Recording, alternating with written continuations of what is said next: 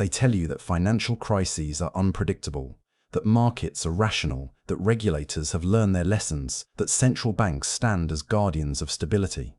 But history whispers a darker truth. Every time humanity claims to have tamed finance, the same story begins again, quiet, familiar, and catastrophic. The illusion of control always precedes collapse. And the blueprint for the next collapse, the one quietly forming around us right now, was already written more than 350 years ago in the year 1672. Back then, there were no hedge funds, no Federal Reserve, no digital currencies flashing on your screen, just merchants, kings, and a few powerful bankers. But the same pattern that destroyed them then is the same one waiting for us now. An empire stretched thin, a financial system built on leverage and illusion, and a sudden event that exposes how little money actually exists when everyone wants it at once. This is not just history, it's a mirror. Because if you understand what happened in 1672, if you understand why it happened, you'll see the outlines of what's coming next. So here's the question. What happens when money itself becomes a confidence game and the players stop believing? Let's start with the world's first real banking panic, and the day the richest nation on earth went broke overnight. In the 1600s, the Dutch Republic was the Silicon Valley of the world.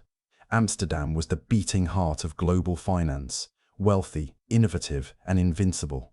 Dutch ships dominated the seas. Their merchants traded everything from spices to slaves, and their bankers had built something revolutionary, the Amsterdam Whistle Bank, the world's first true central bank. It was supposed to be bulletproof. Founded in 1609, the Whistle Bank promised something radical: stability.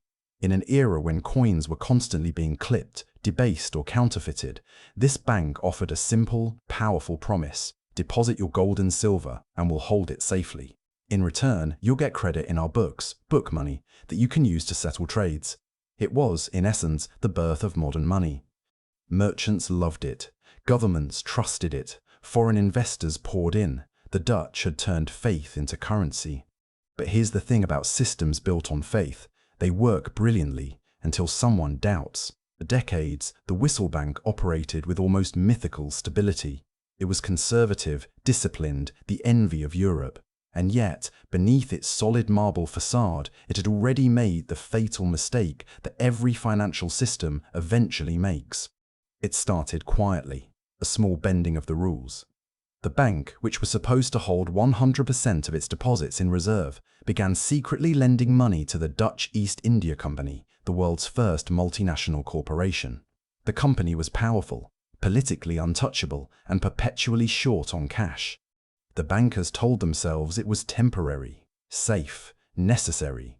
After all, the East India Company was the pride of the Dutch Empire. It couldn't fail. Sound familiar?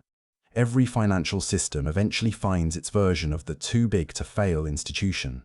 In 1672, it was the Dutch East India Company. In 2008, it was Lehman Brothers. In the 2020s, it's the central banks themselves. Institutions that cannot be allowed to collapse, even if saving them means breaking every rule that once defined prudence. Then came the spark. The year 1672 would go down in Dutch history as the Rampjaar, the year of disaster. France, England, and 2 German states invaded simultaneously. The richest country in the world was suddenly at war on all fronts. Panic spread. Merchants tried to withdraw their deposits from the Whistle Bank. But when they came for their silver, the vaults weren't full. The money wasn't there. The world's most trusted bank had done the unthinkable. It had lent out the nation's reserves. Faith turned to fear. The Whistle Bank couldn't meet its obligations. It couldn't reveal the truth either, because that truth would destroy the entire system. So it did what every government and every central bank does in moments like this. It lied. It assured everyone the money was safe, that withdrawals were under control, that there was nothing to worry about. But there was everything to worry about, because once trust cracks, it doesn't repair, it shatters. The Dutch Republic survived the war. The bank survived too, on paper, but something irreversible had happened. Money itself had changed. The Whistle Bank had quietly set the precedent for fractional reserve banking, lending out deposits while pretending they were still safely locked away. It was the birth of the modern illusion. That illusion built the modern world. It financed empires, industrial revolutions, and stock markets.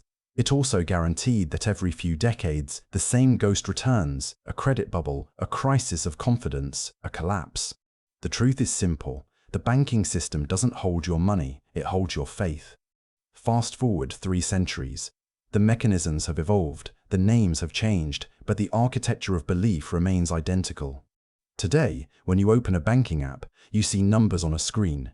You assume they represent real money somewhere: cash, assets, something tangible. But in reality, most of that money doesn't exist. It's credit created out of nothing, backed by promises, expectations, and accounting magic. In 1672, that fiction was hidden behind stone vaults. Today, it's hidden behind code. But the principle hasn't changed. If everyone demands their money at once, the system implodes. And it's closer than you think. Let's pause and trace the pattern, because it always begins the same way. Step 1. Prosperity. The illusion of endless growth. Everyone believes the system works. Step 2. Leverage. Banks, corporations, and governments stretch their balance sheets just a little further. The rules bend. Step 3. Justification. It's temporary, it's necessary, it's safe. Step 4. Shock. A war, a pandemic, a sudden loss of confidence. Step 5. Collapse.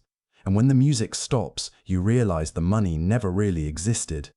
It's the same 5 steps, from Amsterdam to Wall Street, from the Whistle Bank to Silicon Valley Bank. Consider 2008. The global banking system had once again built an empire on leverage and faith. Mortgage-backed securities, credit default swaps, complex instruments hiding simple lies. When a few cracks appeared in the foundation, the illusion dissolved. Governments stepped in, printed money, bailed out the system, and promised never again. But of course, it happened again. The pandemic years triggered another round of stimulus, debt, and moral hazard. Trillions were conjured out of nothing. Central banks became the new East India Company, too big, too political, too fragile to fail. And now, inflation, deficits, and debt ceilings have become our version of the ramp jar. A slow-motion invasion, not by armies, but by reality itself. In 1672, the collapse of faith in the bank shattered the illusion of Dutch invincibility. Their empire never fully recovered. The financial dominance shifted, first to London, then to New York. History doesn't repeat, but it rhymes. And the rhyme we're hearing now sounds eerily familiar. The US dollar is the modern world's whistlebank credit. For decades, it's been treated as absolute, unquestionable, eternal. But like the Dutch system, it's built on leverage, promises, and a web of political necessity. Foreign nations hold trillions in US debt, trusting that America's institutions will never default. But beneath the surface, the same cracks are forming: unsustainable deficits, weaponized finance, and the growing realization that full faith in credit is not a law of physics, but a story we tell ourselves. What happens when the story stops working? To understand what comes next, you have to look at what came after the Dutch collapse. When confidence evaporated, people turned to what they could trust: tangible assets, hard money, commodities, land. Gold became not just a metal, but a refuge from deceit. That's why every modern financial crisis ends the same way. Not in a debate about policy, but in a flight to something real. In 2008, it was gold and treasuries. In 2020, it was tech stocks and crypto, digital refuges for a generation that no longer trusts banks. But here's the uncomfortable truth: even crypto, even the blockchain revolution, depends on belief. It's still a mirror of the same system, faith packaged as innovation. When the next collapse comes, it won't look like 1929 or 2008. It'll look like 1672, a sudden freeze in trust, a systemic doubt, a refusal to believe the numbers on the screen. That's when you'll see the real power shift. Throughout history, crises have always served the same function. They cleanse the system, yes, but they also consolidate control. In 1672, the Whistlebank's failure allowed the Dutch state to tighten its grip on finance. In 2008, the collapse of private banks led to the rise of central banks as omnipotent market makers. In the next collapse, the likely outcome is digital centralization, programmable money, central bank digital currencies, and total financial surveillance. Each crisis destroys the illusion of freedom and replaces it with the illusion of safety. And you'll accept it.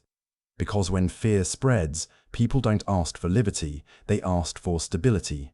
The deeper lesson of 1672 is this: crises don't create corruption, they reveal it. They show who was lying, who was leveraged, who was pretending to hold value when there was none. They strip away the narratives until only power remains. And the same players who built the system will always be the first to rebuild it in their favor. That's the cruel rhythm of economic history. The public never learns because it's not meant to. The illusion must always return. The only question is, when it does, will you still believe? You live inside a system of credit that's more fragile than it looks. Banks lend money that doesn't exist. Governments promise wealth they can't produce. Markets chase liquidity that's already spoken for. And the moment confidence falters, everything that feels solid, your savings, your investments, your future, turns to vapor. The next collapse won't come from where you expect. It won't be a single bank or a single nation, it'll be a crisis of faith. And when that faith breaks, every digital dollar, every bond, every number in every account becomes a question mark. The same question the Dutch asked in 1672. Is there any real money left? History's lesson isn't that banking crises are inevitable. It's that they're cyclical, because human nature is cyclical. We forget, we trust, we leverage, we panic. Every generation convinces itself that it's more sophisticated, that this time is different. But the mechanics of greed and fear never change. The technology does, the story does, the outcome doesn't. The 1672 banking crisis isn't ancient history. It's a prophecy, a warning etched in centuries of recurring collapse.